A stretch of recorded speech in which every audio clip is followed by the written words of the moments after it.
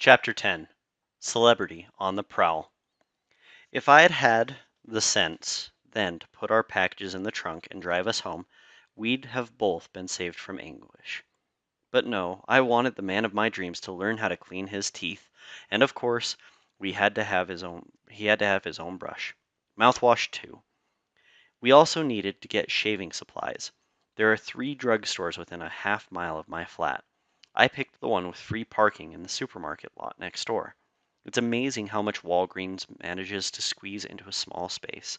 But then, they leave hardly any place for people.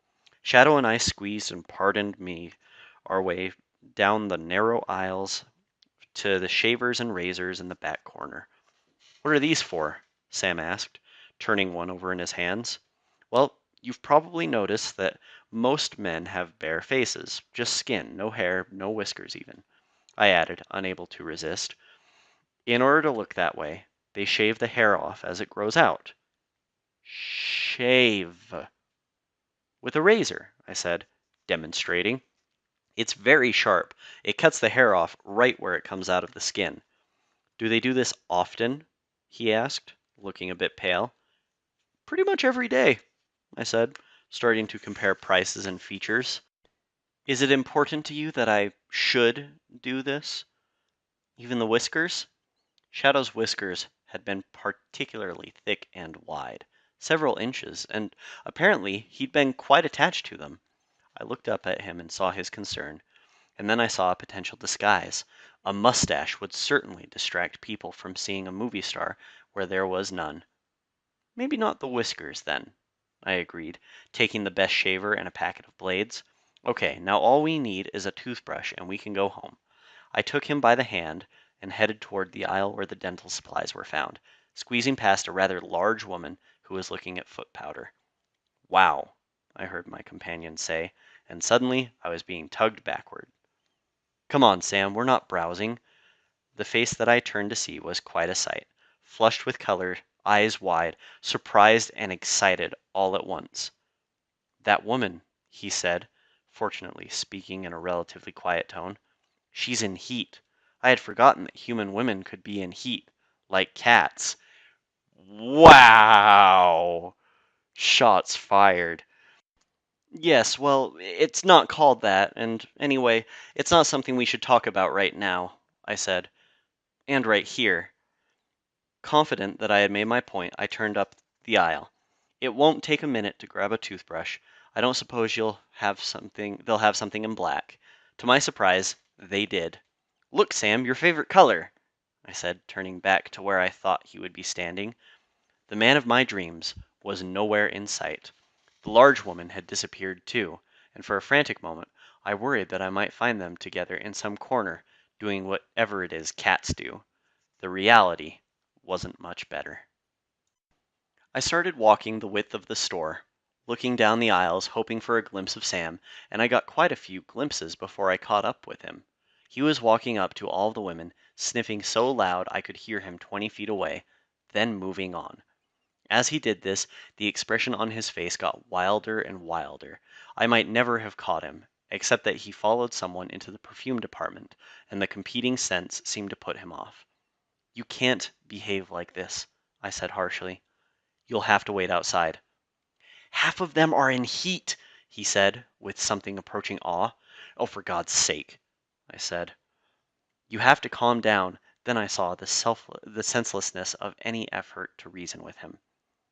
"Come on, then," I said, grabbing an arm and pulling him toward the door. We were almost safely outside when one of the clerks noticed the shaver and toothbrush still clutched in my left fist. "Hey, lady!" he shouted, and I saw right away what he meant. Pushing Sam through the door, I dug in a pocket for my credit card. "There's a line here, you know," a young man reminded me. I stepped behind him. It was a few minutes before I got outside, and Sam was almost a block ahead of me, standing in a line of women at the ATM machines. "You don't have to put machines at the end of ATM. ATM has machines in the name. My God." His face flushed and red. I raced to his side and pulled him away. Of course, he was a lot taller and stronger than me, so it was a while before I got him settled in the car. Then I needed a few minutes to calm myself enough to get us safely home. We drove in silence. When we got to the apartment, Sam got out and opened the garage door for me. He also carried packages. As we passed, Lola opened the door. Fortunately, Sam hadn't yet learned to hold a door for a lady. And so he was way ahead of me, halfway up the stairs, moving fast. "Oh, oh dear," she said, seeing me. "I was hoping to say hello to your friend. I see he's back.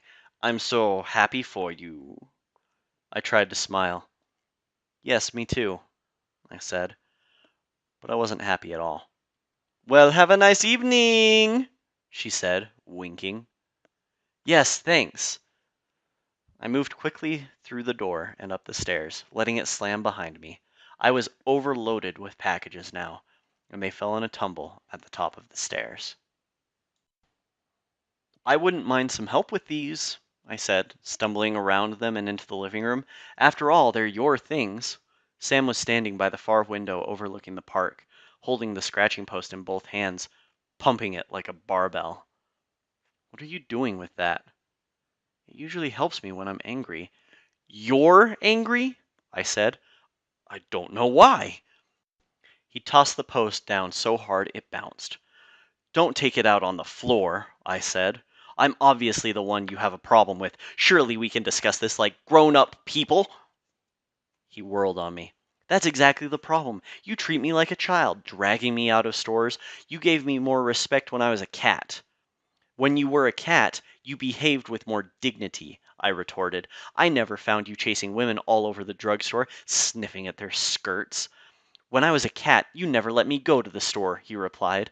"Besides, the smell took me by surprise. You might have a little sympathy for my situation. I haven't been human for very long, and this is really the first time I've been outside, at least as a man. I'm still learning what's expected of me." We were both exhausted, not just by the shopping, but by all the novelties of our situation. I saw that later, of course. If we'd had a mother, she would have sent us to our separate rooms and told us to take a nap. But we were all by ourselves. "Well, you have a lot to learn about dealing with women," I said. "You can't just go sniffing around them like that. I've seen how cats do sex. It's not a pretty sight, at least from the woman's point of view." "So I suppose you figured I would push one of those women down on the floor and have at her, is that it?" "I don't know," I said, but he wasn't far from the truth. "Shadow didn't have the equipment to do anything but sniff." He didn't even flinch. "This new body is nothing like Shadow's. We share a soul, that's all. This body is a fully equipped human male. Would you like to see?" His voice was growing deeper and deeper, almost a growl now, as the man of my dreams walked towards me. I backed away. "What's the matter?" he persisted. "You said last night that people only believe what they can see or smell or touch." The distance between us had closed, and I could feel the anger boiling around him. Or maybe it was just the echo of my own anger bouncing off of him. Anyway, there is plenty of anger for two. I tried to be reasonable. "I also told you last night that this would be difficult," I began. "A man and a woman is a lot different than a woman and a cat. With a man and a woman, it always comes down to sex, sooner or later." "You think I want to have sex with you?" he asked, with an astonishment that was utterly devastating. "No," I lied. He shook his head. "Yes, you do. That's why you've been afraid of me. You think I want to have sex with you." Actually, I had been hoping he would want to. Perhaps not now, but sooner or later. "No," I said again. "Well, on the off chance that you're concerned about that," he said smugly, "you can put that worry aside. No self-respecting male would have sex with a female who's not in heat. It would violate every law of the cat world. It will never happen. I am so excited that we are getting into cat law. Cat law is by far my favorite part of this book thus far." "You're kidding. All that talk about loving me, like his mother perhaps." "I wouldn't kid about this," he said, more quietly. "No matter how long we live together, that will never happen between you and me. You haven't been in heat in 3 years. I've lived with you, so I suppose you're too old for it. Anyway, you don't have to be afraid. God damn. I wasn't anything but reassured.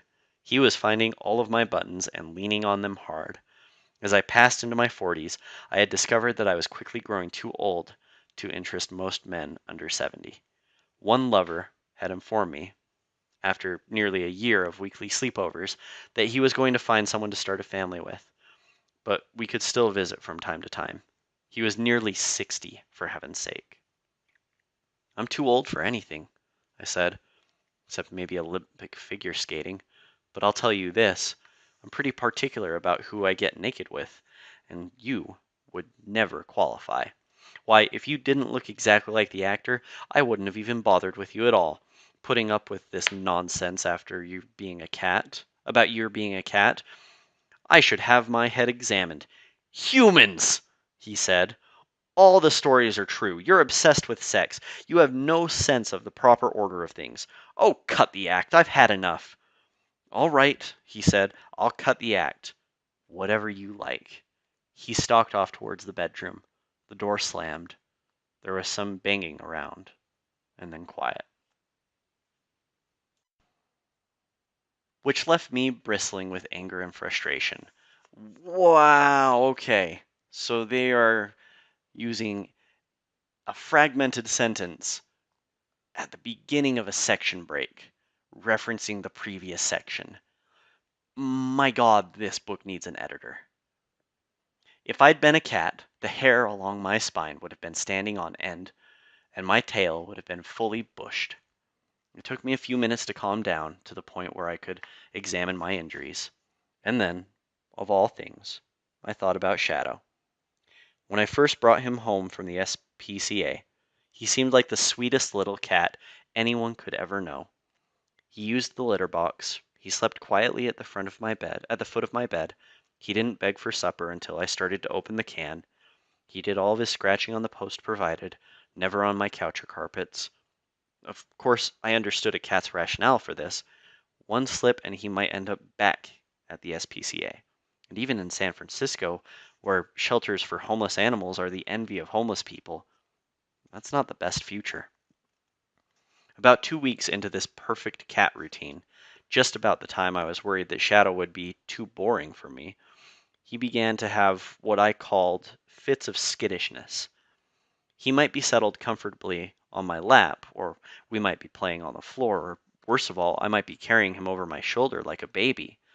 Suddenly his body would get rigid with terror, and he would leap away, always drawing blood and occasionally taking a chunk of me away with him. Now I could see the trail of my heart's blood following Sam to the bedroom, and certainly a chunk or two of my soul was still in his clutches.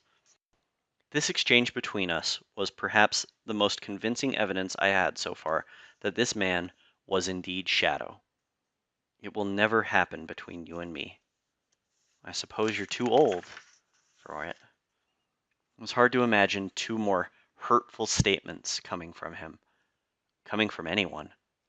I went to the kitchen to get a drink of water and noticed the dishes left over from this morning. Turning on the radio, I busied myself washing up and putting everything away. I carried my garbage downstairs. I pulled up the rugs in front of the sink and stove and mopped the floor. I vacuumed the rugs and put them back in place. Then, as long as the vacuum was out, I cleaned up the dining room and the living room and the hall, right up to the threshold of the room where he remained in ominous silence. It's been a long time since I've had to do my own housework. So when I start cleaning, it always has to do with more than dirt.